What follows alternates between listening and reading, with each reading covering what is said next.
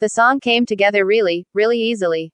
I think that is what surprised me most, that a song that has done absolutely incredible, and broken all these records, came together so organically and easily, and I think that's probably why people love it so much.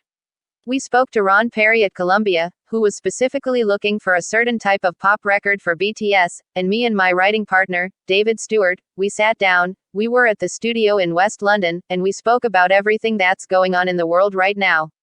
Obviously, it's been the hardest year for everyone worldwide. The world stopped at the minute. So many political things are happening, especially stateside. With COVID, we're all trying to live through a pandemic. And we were like, you know what? We think they need this pop song. And working back and forth with Columbia, working back and forth with Big Hit, who, obviously, BTS is assigned to, it couldn't have been easier because they were so communicative. They knew exactly what they wanted. They were so specific on what kind of pop song, and I felt like me and David really tuned into what the boys would like. It was almost like becoming part of the band and as if we were writing as them. So we were basically putting our BTS heads on that day, and we're like, no, we need to think, what would their fans like? What would their fans want? And for me, it was up-tempo, energetic, fun, happy, and just positive, at a time like this, where you can get a little bit of light in the shade. We found out pretty soon afterwards that they had decided to record it.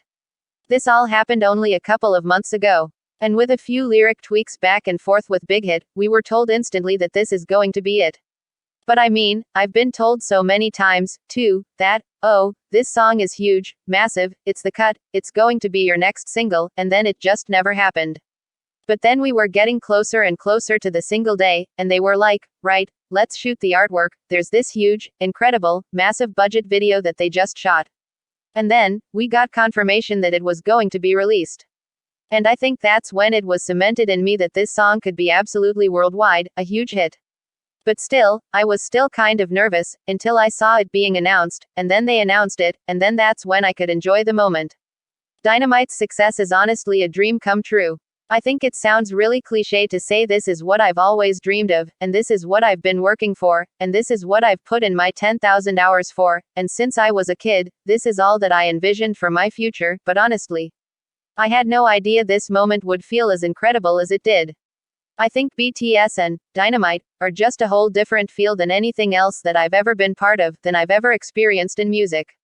Because of the scale of it, and because of the incredible fan base that I've never ever come into contact with before, other than when writing for BTS.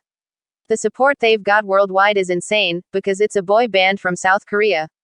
But I've never been to #1 worldwide, and I honestly feel like it's a movement in pop culture, and a shift in pop culture, because seeing them on that platform, it's never been done before.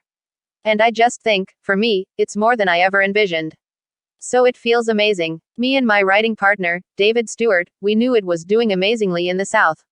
And then obviously, you get mid-weeks from the label, but still, in my wildest dreams, I didn't expect it to go to #1, just because, for me, that would mean that all of my dreams came true. So I still always try and rationalize any success, or play it down a little bit. But I think I was in the studio at the time, and then we got the call from Columbia Records, from Ron Perry, and he said, it's made Billboard #1. And honestly, I think that was probably the best day of my life.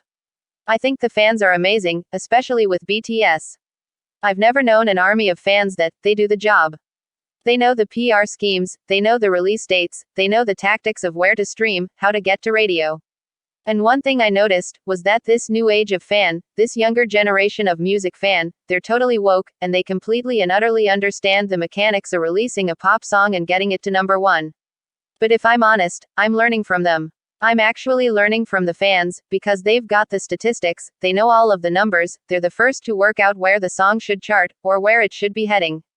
And so for me, I definitely noticed that they've got their finger on the pulse, and they've got their finger on the ball as to everything that BTS are doing, which was amazing for me, because it means I can follow them and know exactly how to keep track of the song that way as well.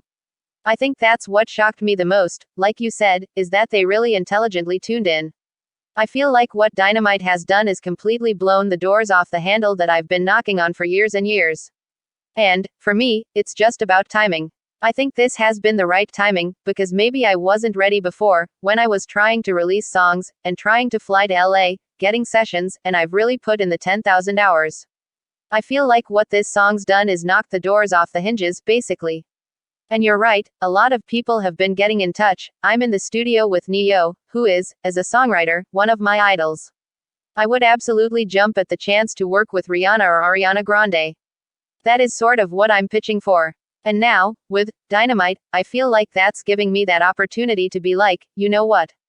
The sky's the limit. I think it's got to be the favorite song I've worked on just because of what it's done. It's changed my life, so it's easily the best song I've ever written. Let's go!